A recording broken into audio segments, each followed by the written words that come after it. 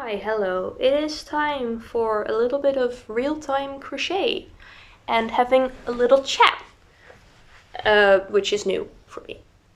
So excuse me if I a lot or if I'm awkward. I'm trying to remember what I wanted to talk about while doing my little blanket. Gotta figure out where I left off in my blanket, and in a bit I might have to check which color I need to change to. Firstly, this is my mood blanket. Not from this year, it's from 2022, which is an important year to me. I did not know that when I started. I just started this because I saw everyone making temperature blankets. Let me hold it up for you. It's pretty big, right? You'd think I'm pretty far along. I'm on March 15th. That's not far. I saw a whole lot of people making temperature blankets, and I love the concept, but I live in an area where the temperature is not that different throughout the year, and when it is, I don't want to think about it. I don't really like keeping track of temperature, and I feel the same temperature very differently on different days, so I wouldn't be able to tell anything from looking back on that blanket about how warm or cold a day felt to me. So I thought, hey, maybe I should do a mood blanket instead. So I got a little color palette and I tracked my mood for the whole year. And then it turned out that that year was actually pretty eventful for me because I moved out of my parents' house and all kinds of fun university things. We planned to get a cat that year. We didn't get her until January this year, but we planned to get our little baby.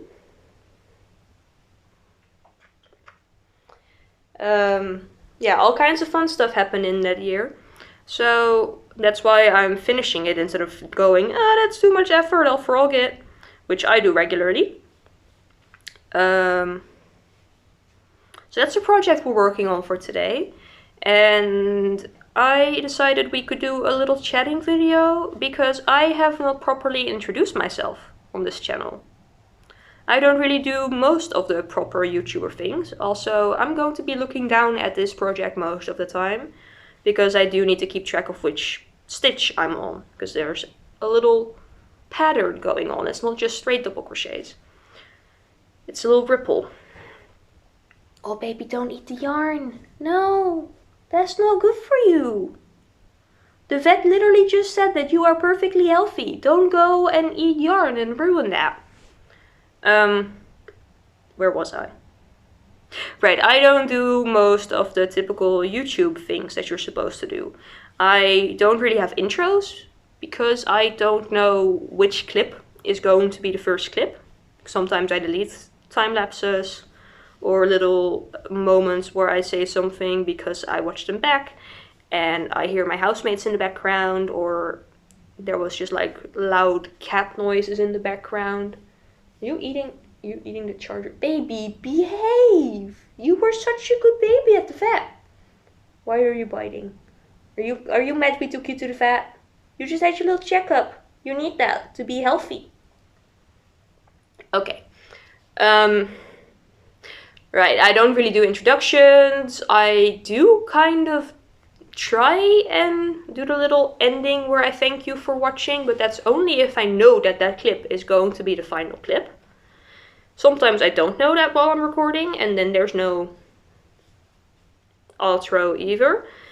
I don't really tell people to like or subscribe because I don't do that when people tell me to. I do that when I want to, and I assume that you know where a like and subscribe button are. And if you like a video, that you will click that button. And if you'd like to see more content, you will click the subscribe button. I don't feel the need to tell you to do that. I'm assuming you'll do that on your own if you want to. I'm not going to pressure you to do that because you clicking subscribe and then not watching any future videos doesn't really do anything for me anyway. So I haven't even told you my name in any of the videos I've uploaded so far. I literally realized that today. My name is Ollie, as you might be able to tell from the channel name. And I am 20 years old. I started crocheting when I was 10, with some breaks in between. More about that later. I am a student of English language and culture at university, with the intention to become an English teacher for secondary school. I am Dutch, which some people tell me they can hear, but my pronunciation professor nearly failed me for having an American accent while I do the British side of the study. So I really don't know what kind of accent I have at this point. Please don't tell me. I can't hear it myself. There's people that have told me so many different accents. I don't know what you're basing that on. I am interested to know if other people also have ambiguous accents or if they just cannot hear accents. Because I can't hear if someone's British or American. I'll hear it in the vocabulary they use, like if they say high school or secondary school, which I keep switching. Or the type of things they may talk about. Or when they decide to talk about politics or restaurants and stuff like that. That's when I'll know where someone is from, but I won't hear it from their voice. I hear stairs noises.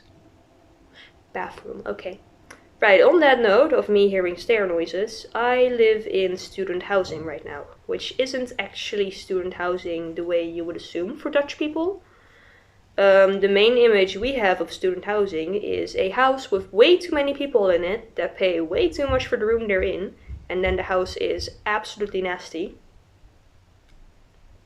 Which is not the case for me. I have 2 housemates and the cat. The little kitty. Why you look so mad? And our place is pretty spacious and pretty clean. Which you might have seen. There's no heaps of trash or dishes that are a month old or other stereotypical student housing images. It's just a regular house that a normal family could live in, except then there's just 3 random students sharing it. Which I think is nice. I would not want to live in a stereotypical student housing situation. That would not be comfortable for me. And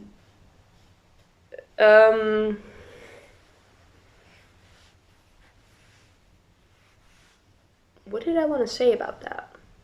Right, I started crocheting when I was 10, with some breaks in between. Why is this yarn like this? Oh my lord. I'm gonna wind this ball while I talk. Because somehow a center pull came out and it is not a center pull. So now everything is tangled. Lovely. I like when that happens when I'm trying to do something. I started crocheting when I was 10. I learned from YouTube, which I know is not most people's origin story. Most people learn from their grandma or their mom. I did not do that. I was too busy building birdhouses with my grandpa to learn anything about fiber crafts. And my gran also stopped knitting and crocheting way before I was old enough to learn about it. She didn't like it anymore. She's done it too much, which I can't imagine thinking that. But she fought it, so good for her. I learned from YouTube, and I started with some basic scarves and beanies and stuff like that. And then after a while, when I started secondary school, I stopped for a bit because I thought it wasn't cool or something like that. And I was busy because I was a nerd and try hard, and I spent a lot of time studying. And then a little bit later into secondary school, I started again because I got bored over summer break, because I didn't really go anywhere over summer break, so I had to keep myself entertained. And then closer to the end of secondary school, I quit again, but then lockdown happened, and I was like, holy shit, this is the perfect time to make sweaters. So I did. I made that Pikachu sweater during lockdown, I think. Like nearing the end of lockdown. I made the Pikachu sweater that I'm very proud of. I think it's here, I can show you in a bit. I'd have to get up, which I don't feel like doing right now. And then I started university, and at first I had a very long commute every day.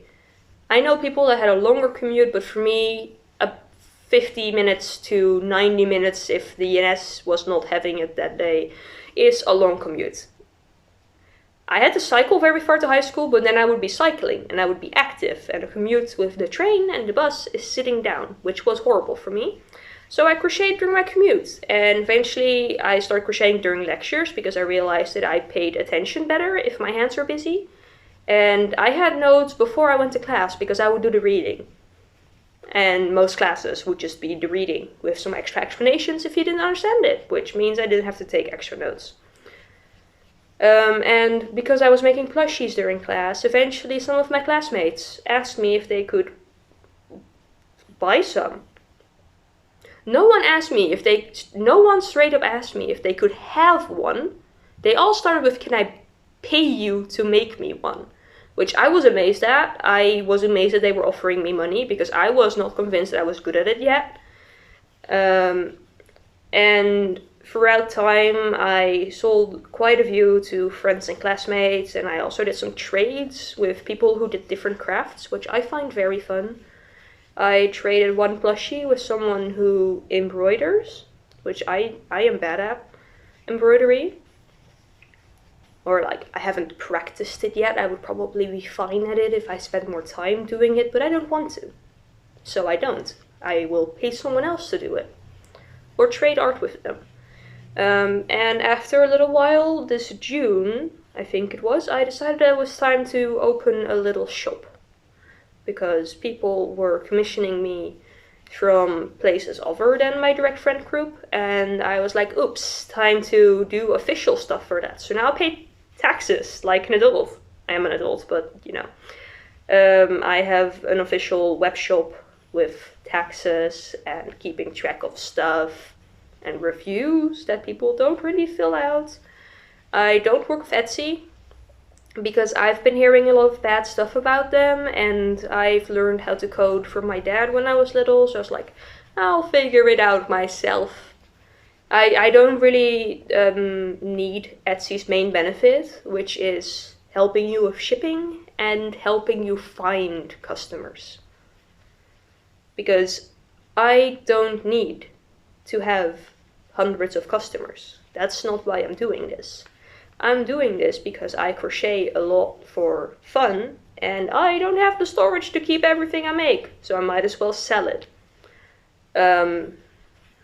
It's not my main source of income, and I don't need it to be. Right, that's fixed mostly. That's also part of the reason why all of my patterns are free. I design patterns sometimes, and all of them currently, as of now, are available for free on my website. Some of them are available on Instagram as well. I like that a little bit less. It's harder to format. And for the little goblin guys, I made a video tutorial. I'm intending to make video tutorials for more things when there is any interest for them. Or just when I have spare time, so maybe over winter break I'll record some things. Lighting is not the best over the winter, as you might be able to tell. It's pretty dark in here, and it's not even 5 in the evening yet. There, we can actually crochet again during this crochet and chat. Oh boy. All of my patterns are free, and that's because I don't need you to pay for them. So I'm not making you pay for them. You can use them for free and show me what you made, and that will bring me joy, and that is enough of a reward for making the thing. Another reason is that most of my plushies that I have patterns for are either very simple or they're fan content, like Pokemon. I'm making Pokemon pattern right now. I don't feel comfortable selling that because that's not my intellectual property. That's copyrighted. And you're allowed to make fan art for Pokemon, but you're not allowed to sell that. I know a lot of people do this, and I fully support them in that. I have bought some buttons and prints for multiple fandoms. I think that's wonderful. I am terrified of copyright lawyers, and I am not messing with any of that. when I make fan content, I make it for me. I might make a post of it, I might record it, make a little video. If I make a pattern, I will share it for free. You can make your own. You don't have to buy that from me. You can make it yourself. And if you can't make it yourself, there's plenty of resources for learning how to. That's fun. Or you can make a crafty friend that you can ask to make that. Maybe pay them for their time. Yeah, I don't sell fan content because I'm scared of copyright. And for smaller fandoms that I'm in, I just don't want to profit off the smaller fandoms when they could be making merch themselves. I think for copyright in crochet, this is a bit more of a gray area. Because a lot of people sell plushies made with other people's patterns, and most pattern creators are completely okay with this. I am too. If you make one of my patterns and you want to sell the finished plushie, go right ahead. You have my entire permission and support. Don't sell the pattern, because I have it available for free. But the plushie, yeah, go ahead. Bring it to a market. Sell it to your grandma. Sell it to your friend. Sell it to a complete stranger on the internet. Do what you want with it. You've made it. And that's the gray area that I mean. Because to sell a plushie, you have to make it. You have to put in your time and skills and effort. And you have to make it. So copyright in a community like crochet or knitting is a bit more weird. You wouldn't sell someone else's pattern, the written pattern, but most of the time it's completely fine for you to sell the plushie. And I'm not sure how that works with fan content, because it is still the design of that fandom. But you made the pattern. And because this is a gray area and I am not confident in my understanding of it, I'm not messing with it. I'm making stuff as presents and to have for myself and to make a funny little video on the internet. Especially when I start making my Ghibli project that I have planned. Oh boy, you could not pay me enough to part with those. I have planned a set of blankets. A set of blankets for some Ghibli scenes. So you'll have, when I first learned this, when I made my Pikachu sweater, I called it pixel art crochet, but recently I learned that it's called tapestry crochet. I'm not sure, it's just crochet where you do a bunch of color changes and then you make a picture like that. And I'm intending to do that in a blanket size, and then my blanket size, so at least 2 meters by 1.5 meters. With Ghibli scenes, so like Howl's bedroom from Howl's Moving Castle, or the nice little building from Spirited Away, or the ducks with the little hot tub and the little leafies. Those are so cute, I would love to make those. The little scene at the bus with Totoro, all that kind of fun stuff. Bunch of blankets, which is going to be a long-term commitment that I might back out on. I don't know, but I'm telling you about it now, so I'm more likely to do it. If I make one of those blankets, that would be at least 100 euros in yarn, because they would be big and contain many, many colors. And it would be hours upon hours of my life. That's not affordable for anyone. Because I charge myself, I charge 10 euros an hour for my work. Which is barely minimum wage currently for my age, I think. I'm not gonna change it anytime soon, I'm pretty sure, because I'm comfortable with it. But that's a semi-livable wage for me. If I were to sell plushies full time and that was my wage, I could pay rent and I could buy groceries and I could be fine.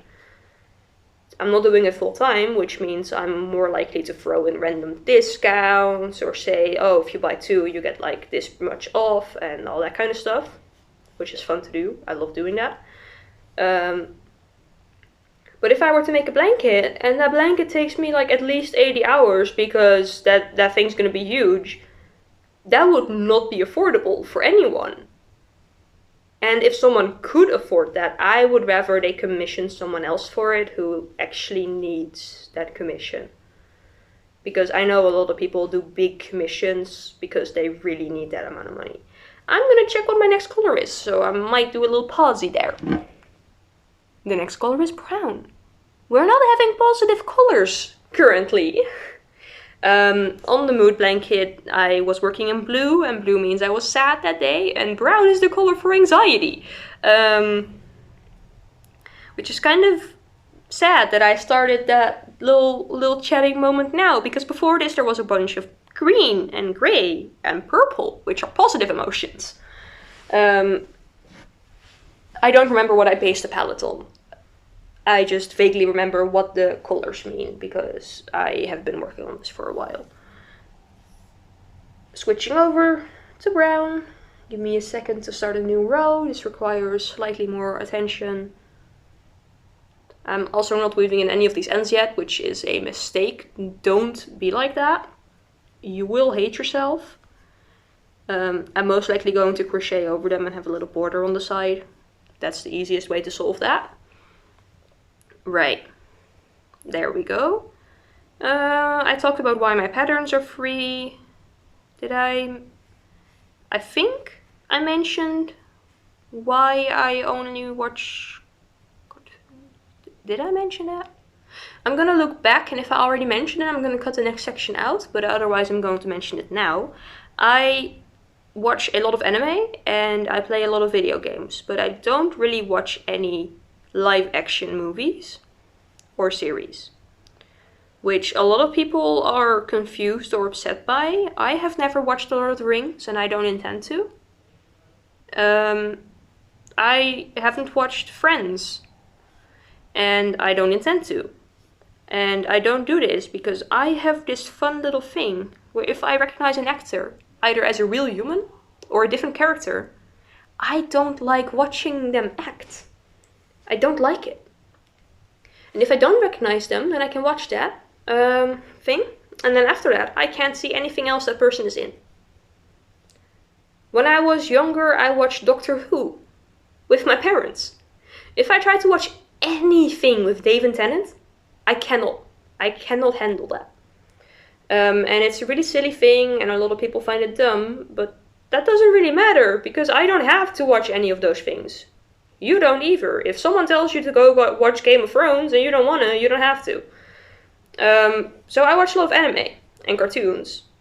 And I've started developing this similar thing with voice actors, but I have the benefit where I can just change from Japanese to English, or I can watch a French dub or some dumb stuff like that, and then it's fine. Because they're drawn. I can't recognize them, they didn't exist before. Which is also why I like to make fan art for a lot of these things.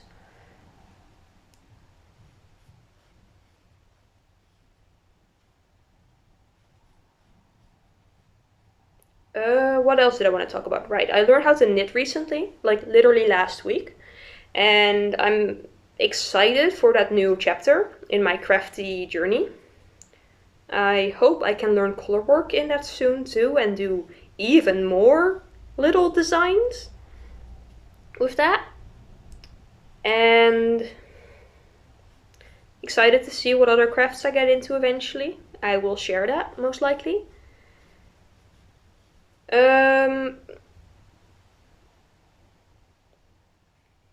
I was going to talk about more things about me as a person, because I know I am always super... Where's my scissors? Neo, baby, are you laying on my scissors? I'm sorry, I'm gonna have to move you for a second.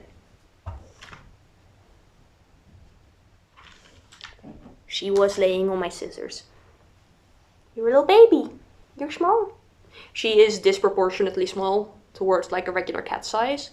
She grew a lot since we got her, but she's still so tiny, and the vet pointed that out too.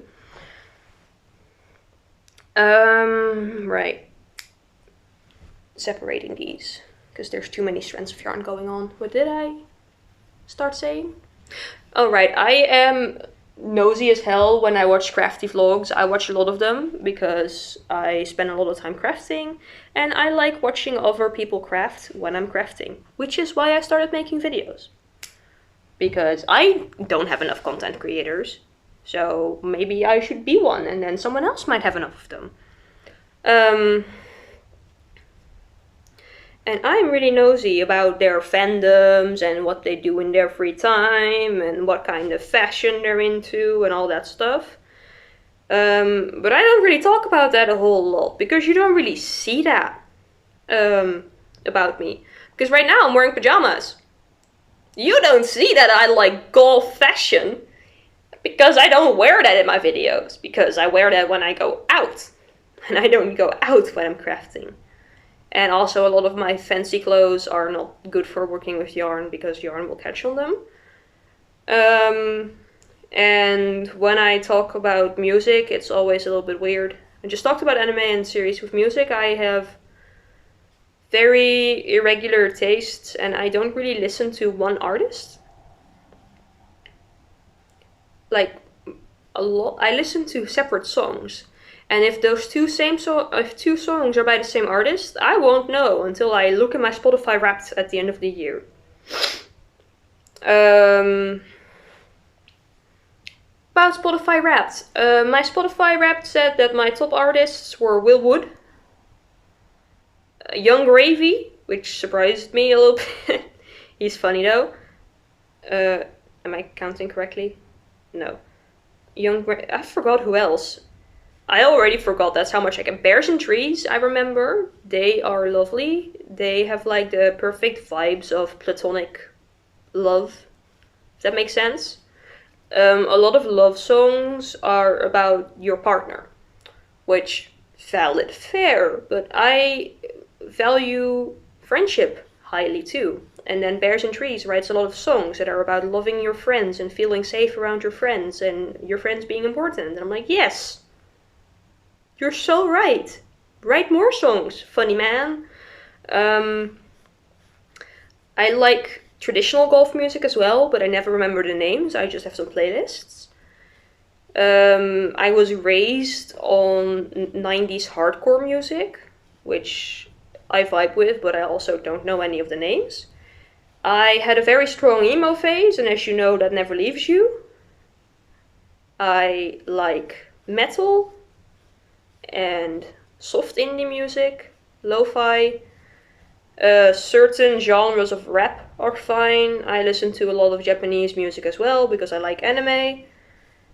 I never really got into K-pop, but I do like some songs. I just got like thrown off a bit by how strongly people feel about listening to specific artists, which throws off my thing of I like the song, not the artist. I do like certain artists because of their style or how crafty they are with their songs, but I don't really get into music fandoms, if that makes sense. I also like parodies and just songs that are really silly and dumb, which is why I like Young Gravy, because he says a lot of weird stuff. I grew up with those Minecraft parodies, and my dad told me to appreciate Weird Al Yankovic, if that makes sense. Outside of fandoms, I don't really have any specific things that bring me crafty inspiration.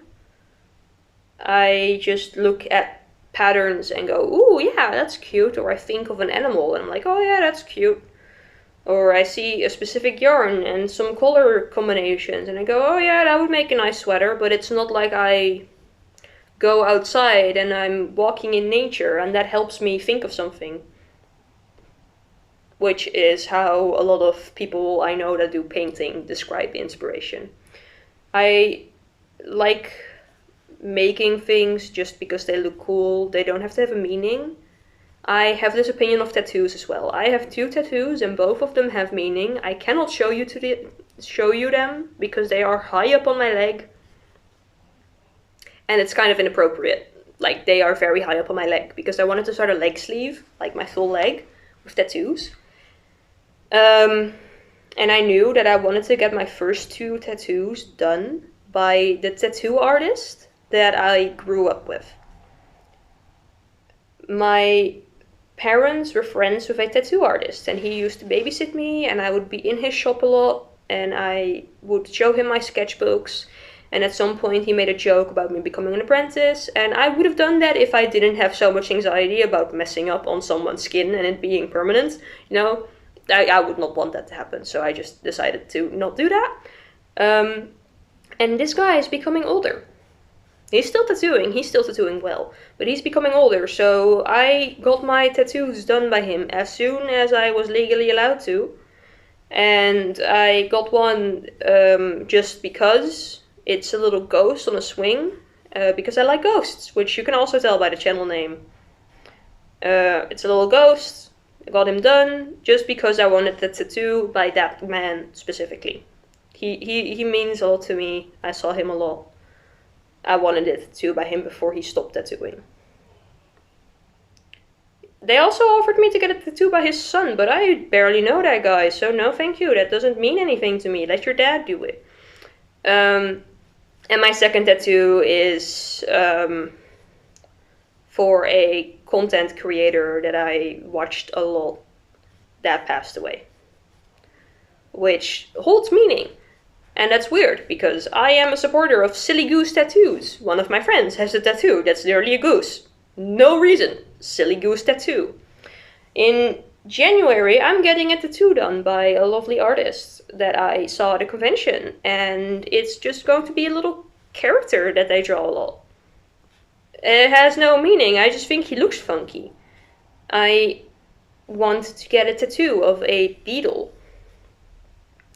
But like the type that's in your knee, and then if you stand up and you stretch your leg, the beetle wings open and there's like something inside. That has no meaning, it just looks awesome, right? I have that for all art. I love it when art has meaning. I love when people put like true messages in their art, when there's like art to process trauma, or art to show love, or art to just like talk about something that's happening in the world.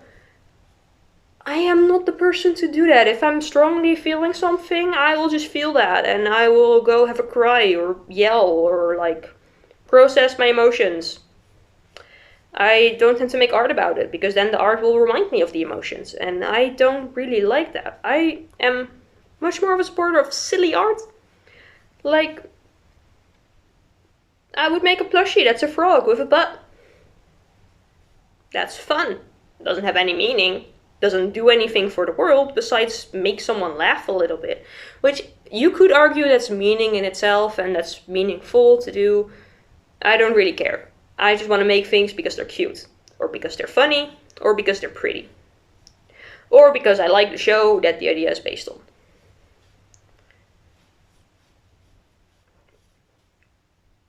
That's everything that people suggested that I talk about. I posted about this on my Insta story, and someone asked about the music, which I think is lovely.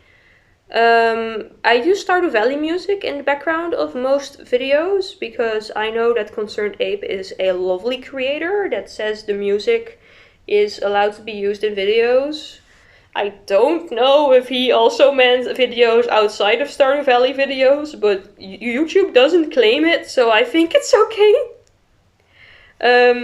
I haven't found any other music that goes on for long enough that I am allowed to use. If I can pay someone to make a little lo-fi beat, I would. I don't know how to find that though, because a lot of people that I know paid for their little lo-fi beats and then they still got copyright claimed. I'll figure it out at some point. It will be fine. At some point we will step away from Stardew Valley and enter a different era. For now, Stardew Valley tunes are good. Stardew Valley is a good game. I like that game. I also like Animal Crossing and spooky games. I play a lot of games on Steam. My Steam account is public if you ever wanted to look at that. I do achievement hunting sometimes, like for a few weeks per year. I will get heavily into achievement hunting and then I will just chill out. So my profile, in my own opinion, is decently impressive. If you want to have a look, you can also have a look at my Ravelry account. I don't track any of my projects on there, but you can see what I'm planning to make, I think.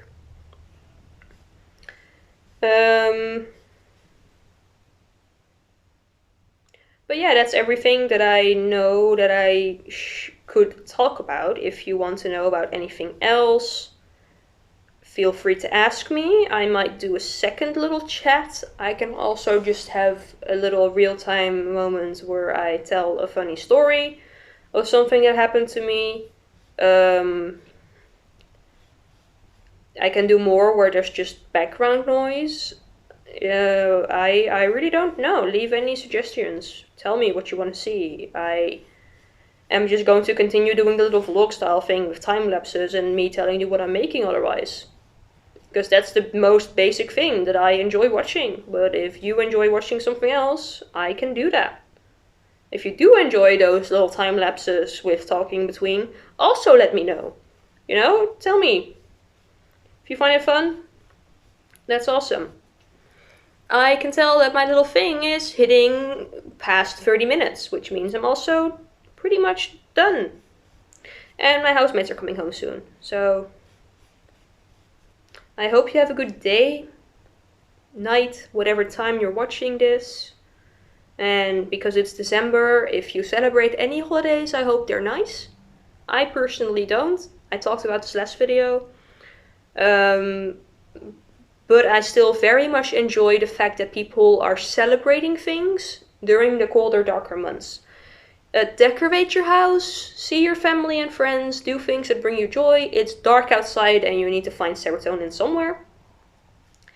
I find serotonin by making things and hugging the little car, little kitty. We have an inside joke. I'm sure that this is also an internet thing, but we got it from one of our friends that visited. They started calling the cat the car, and now I start doing it subconsciously. This is the little car. She wasn't going vroom today. Like, her little meow noises sounded like she was saying vroom. You see, little baby? You will see more of her too, regardless of if you like that or not. I'm not intending to change the amount of cat in the videos, because I love her. I'm going to continue working on this little blanket and enjoy the rest of my day. Bye bye.